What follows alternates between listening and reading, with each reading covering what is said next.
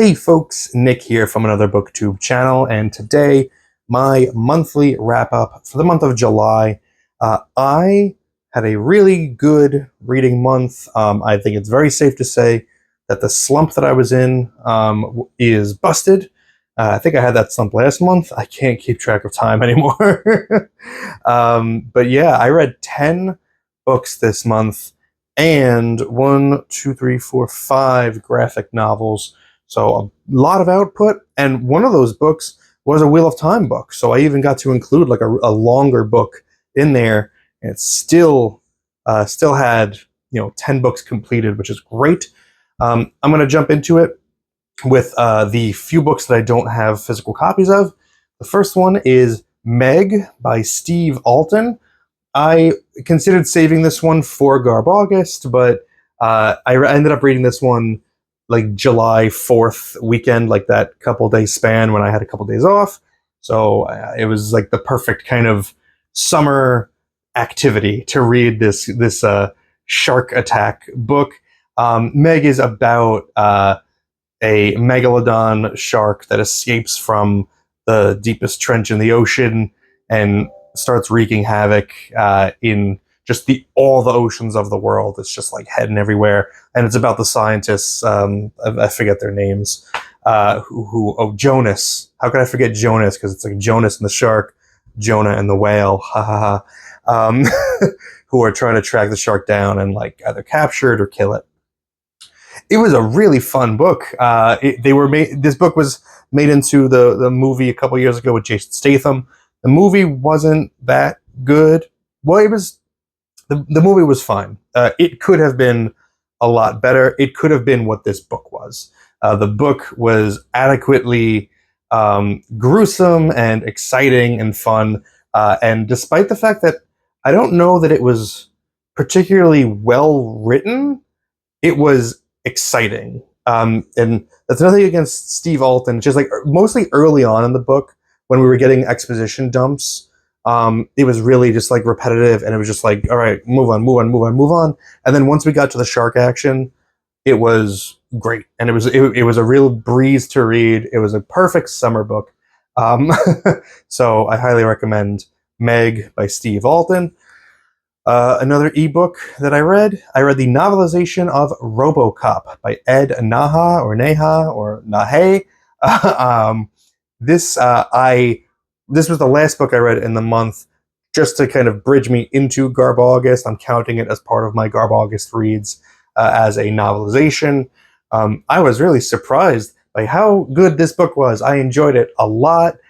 Is it as good as the Paul Verhoeven masterpiece movie? No, not quite. There's the little touches in the movie that couldn't quite be rendered in the book form, like all of the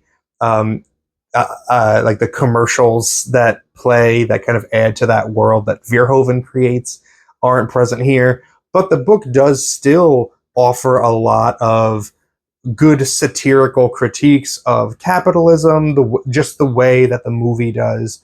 I think Ed Naha did a great job of capturing the spirit of what Verhoeven was trying to say with his movie.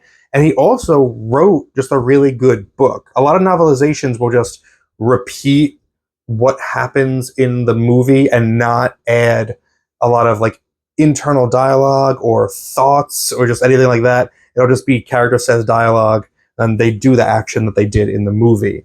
But in this one, there's actual like emotion that's like that fills other chapters. Like we get inside some characters' heads. Like we learn more about what's going on in Robocop's brain when he's, for instance, like first waking up, or when he's experiencing like his memories of being a full human. It's just a lot more thoughtful and introspective than I expected. It's not amazing, but it was good. It fleshed it out enough to be a satisfying read on its own. So really enjoyed Robocop. And this wasn't an ebook, it was just a library book that I returned. Rusty Brown by Chris Ware. This is a graphic novel. This was an interesting reading experience because I think it said in the intro that it took like 14 years for Chris Ware to make. And I see it. And also, I think that it's the type of book that kind of takes 14 years to read. Because I wish I still had a physical copy of it to show you, but it is a very thick book. And every page is incredibly dense with imagery. Like, there's literally pages where there are like 80 panels on the single page, and the images are smaller than a postage stamp, but they're detailed, and there's stuff going on in there, and you have to look at every single one to see the actions, blah, blah, blah, blah, from, moment to moment. And that's really the thing about Rusty Brown that I liked a lot, but it also reached a critical mass point at about the halfway mark where I got frustrated with the tedium of it, because I'm trying to read it in just the length of time where I have the library loan, and so I'm trying to read it kind of quickly, but it's not a book that's meant to be read quickly. It's a slice of life book. It's just about characters in this town, and we'll spend like a good amount of time with a little boy, and then we'll spend time with his father, and then we'll spend time with that boy's bully, and like they'll all get huge chunks of the book, and it's just slice of life stuff, but it's extremely decompressed. So we're literally seeing motion to motion to motion panels, and then extreme like time jumps. So it can be very tedious. So I see it as a book to like keep in the house, read a couple pages of, and then put down and ingest, and then read over the course of like a month or 2 months.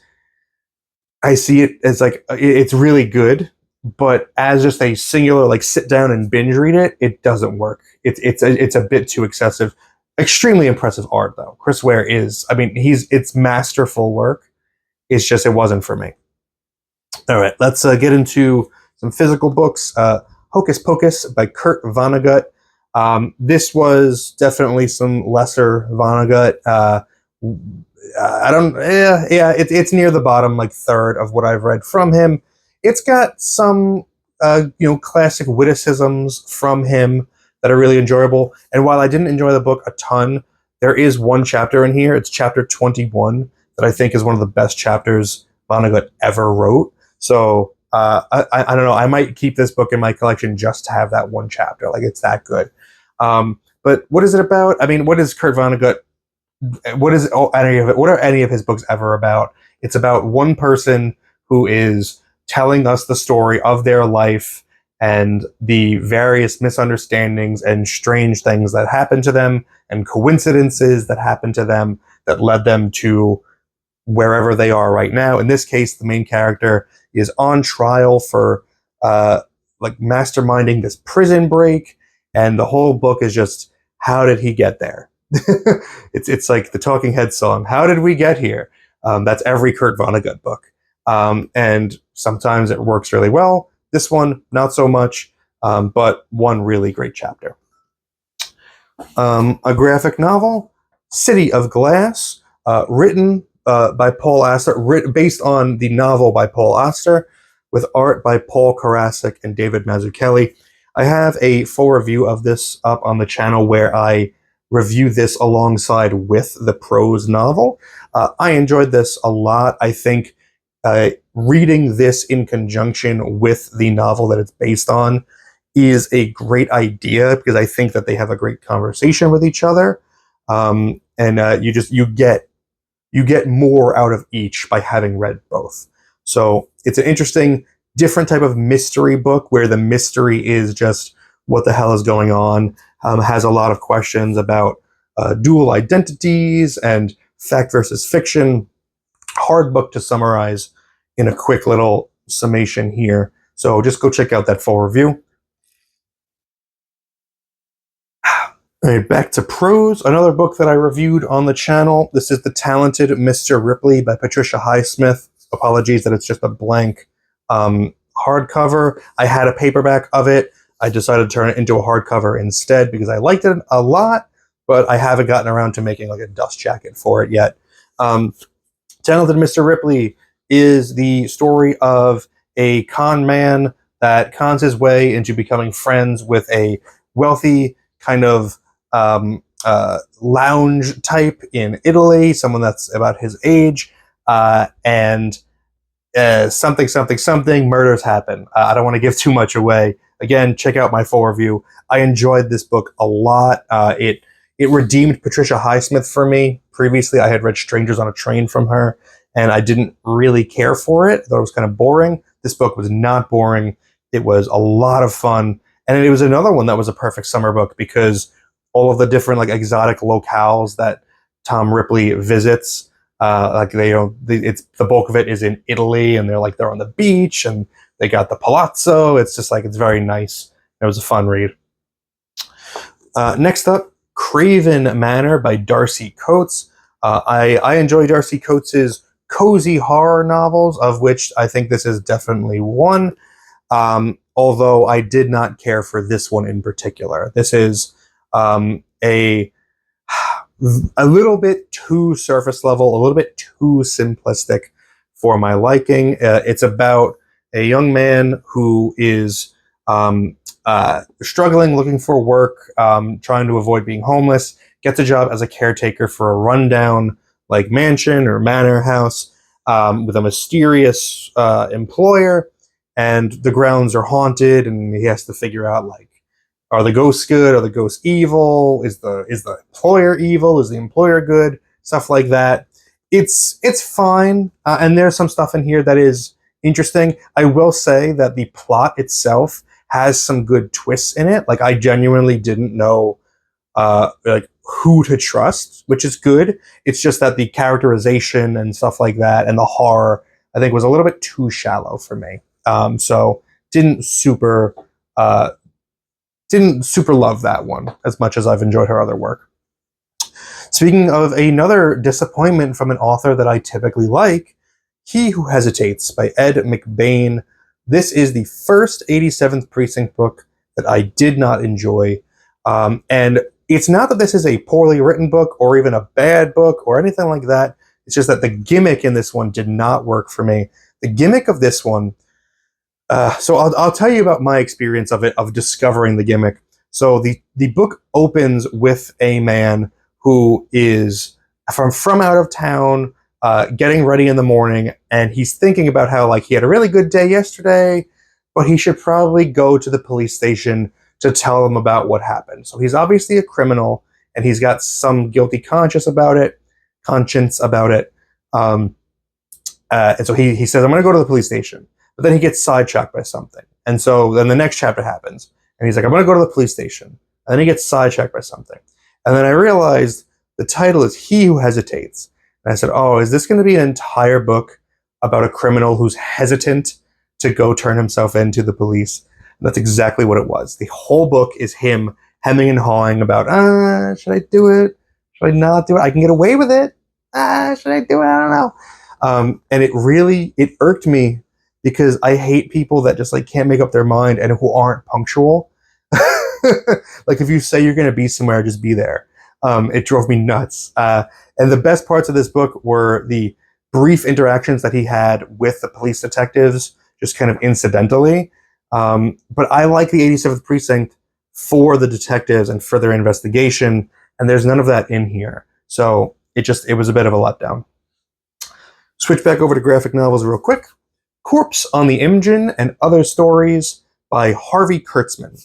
These are EC comic stories collected into black and white hardcover format that highlight a specific artist from that time.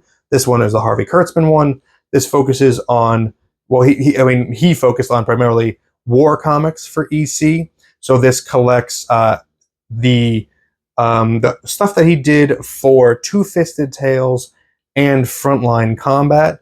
There's some great stuff in here. Harvey Kurtzman's art, I really love the style of it. He's most known for creating Mad Magazine, or even the Mad comic that became Mad Magazine.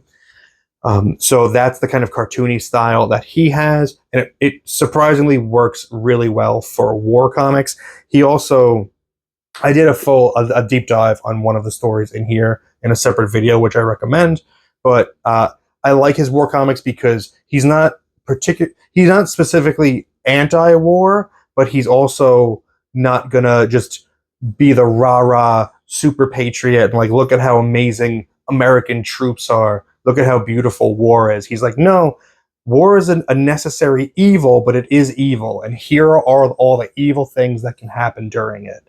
And I think it's a great flashlight on that topic.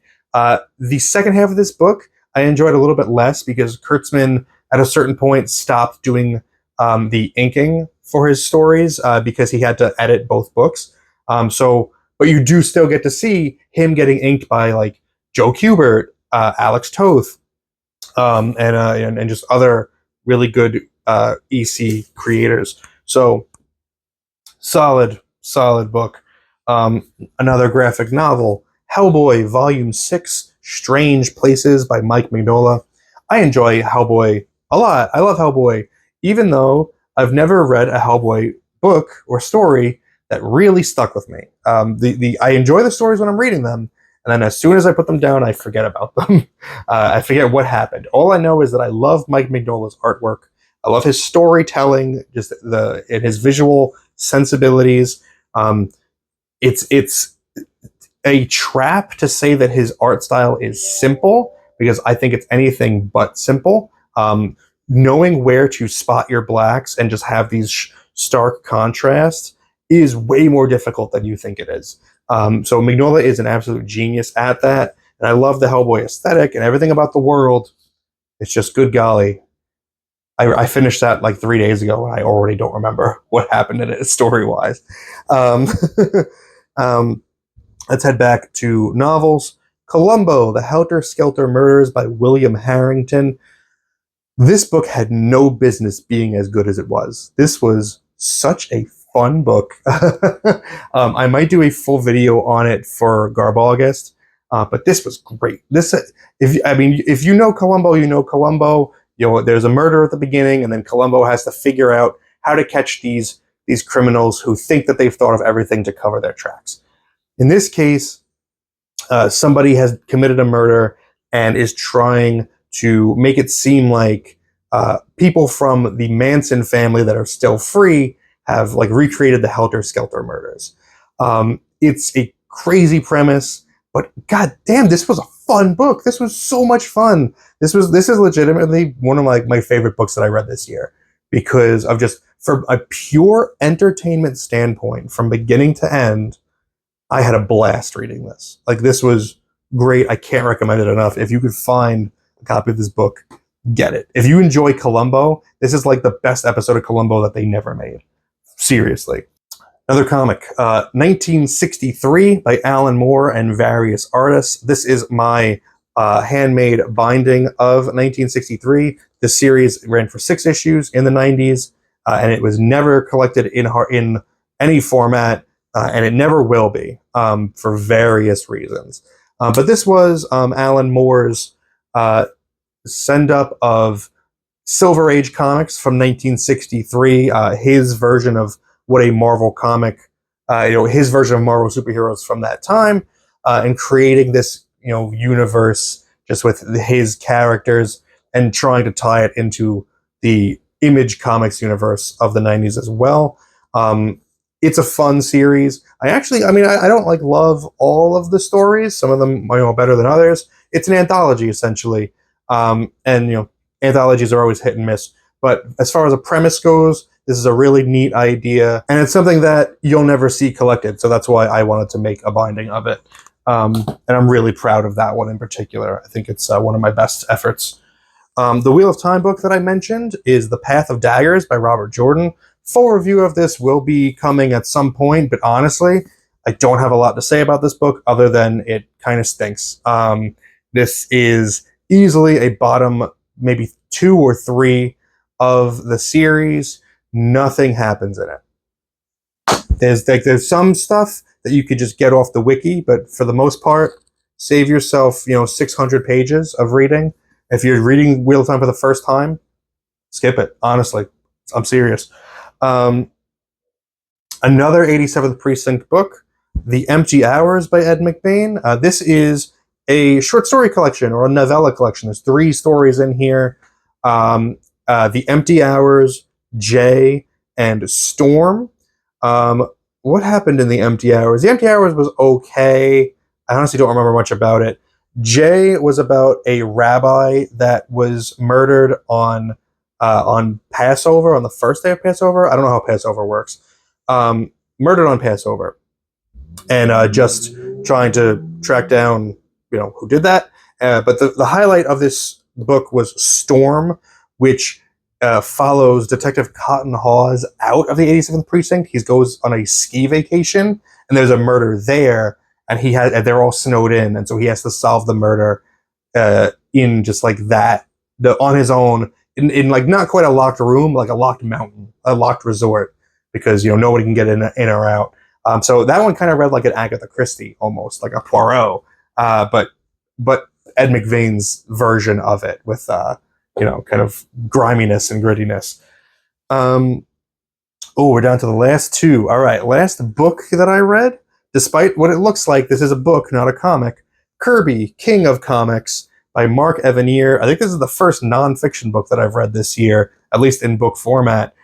This is a biography of Jack Kirby, specifically about his life in comics.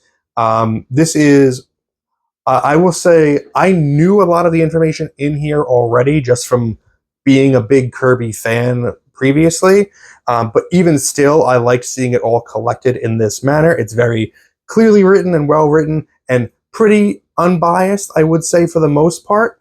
But if you read this and you don't come out of it kind of disliking Stan Lee a little bit, then I don't think you're paying attention close enough. I'm team Jack Kirby all the way. Stan Lee, I think, was a borderline criminal for the way that he treated Jack. But this was a lot of fun. And what's really great about this book in particular is that it includes scans and photos of Jack Kirby original artwork, some of the comics that he worked on that are very old or prohibitively expensive that you can't see. So really great just to see Jack Kirby's artwork in pencil form or inked form that you don't normally get to see. So really love that. And finally, the last graphic novel I read this month was Rosalie Lightning by Tom Hart.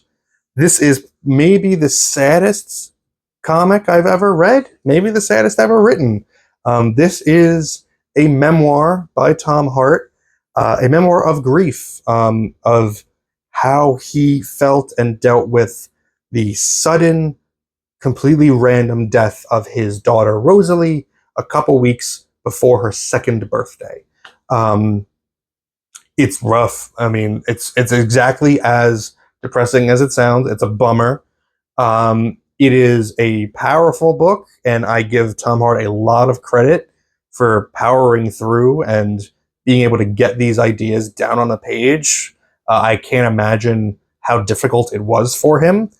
I managed to read this book without crying, even once, because I read it in short bursts, and I would immediately follow it with whatever book I was reading at the time. So it's really hard to cry when you're reading the Robocop novelization, because you want to be sad, then you're just like, Robocop, doing Robo stuff, like, nice. So that's my recommendation for reading Rosalie Lightning, is read it, but have something a lot more cheerful and exciting that you can just switch to, and that'll like take you out of your bummer mood. So yeah, that's everything. I did everything. We're entering August now. We're in August now, so I'm going to be reading a lot of trashy books. Stay with me for when I inevitably do my wrap up for Garb August. Let me know what you read this month and what you enjoyed or what you didn't enjoy. Thank you very much for spending some time with me today. But now it's time to get back to reading.